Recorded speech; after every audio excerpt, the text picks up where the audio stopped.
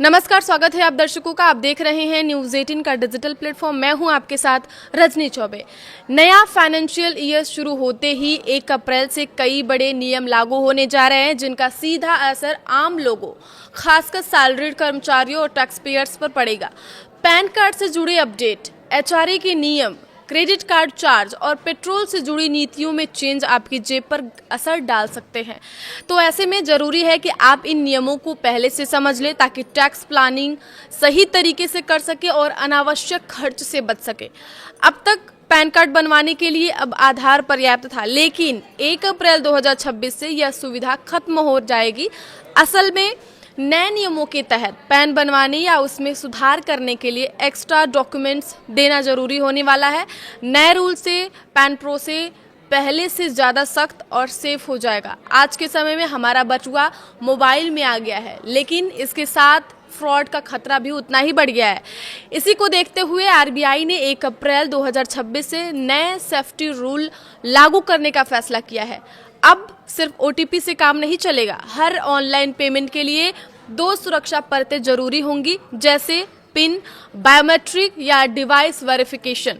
इसका मकसद है कि सिम स्वैप, फिशिंग और हैकिंग जैसे फ्रॉड को रोकना। नए रूल्स में अगर बैंक की लापरवाही से फ्रॉड होता है तो ग्राहक को पैसा वापस मिलेगा, यानी कि अब डिजिटल पेमेंट पहले से ज़्यादा सुरक्षित होने वाला है। सैलरीड कर्मचारियों के लिए एचआरए से जुड़ा रूल और हार्ड होने वाले हैं। असल में अब आप सालाना 1 लाख रुपए से ज़्यादा किराया देते हैं तो आपके मकान मालिक का पैन देना जरूरी होगा, और इसके साथ ही यह भी बताना होगा कि वह आपके परिवार का सदस्य है या नहीं। ये जरूरी जानकारी नए फॉर्म 124 में देना होगा। इसका उद्देश्य फर्जी एचआरए क्लेम पर रोक लगाना है। नौकरी पेशा लोगों के लिए बड़ा बदलाव आने वाला है। 1 अप्रैल 2026 से नया फाइनेंशियल ईयर शुरू होते ही नया आयकर अधिनियम 2025 और लेबर कोड लागू होगा, जिसका सीधा असर आपकी सैलरी और टेक होम पर पड़ेगा, जो कि आपके हाथ में आती है सैलरी। नए रूल्स के मुताबिक अब आपकी बेसिक सैलरी कुल सीटीसी का कम से कम 50% होना चाहिए। अभी कई कंपनियां टैक्स बचाने के लिए बेसिक कम और अलाउंस ज़्यादा रखती हैं, लेकिन अब ऐसा करना मुश्किल होगा।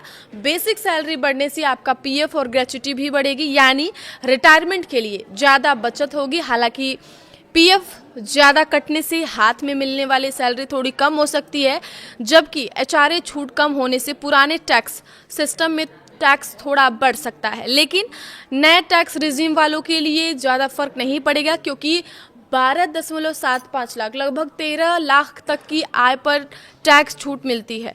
कुल मिलाकर ये बदलाव लंबे समय में फायदे का सौदा हो सकता है। 1 अप्रैल से क्रेडिट कार्ड यूजर्स के लिए भी बड़ा बदलाव देखने को मिल सकता है।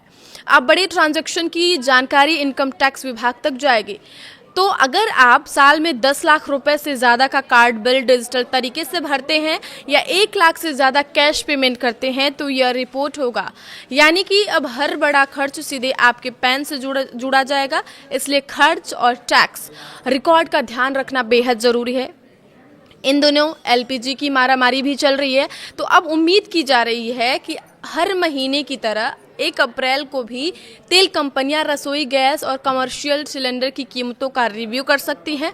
अंतर्राष्ट्रीय मार्केट में कच्चे तेल की कीमतों और डॉलर के उतार चढ़ाव के आधार पर दाम तय होंगे। आगे की खबरों के लिए आप देखते रहिए न्यूज़ 18 का डिजिटल प्लेटफॉर्म। धन्यवाद।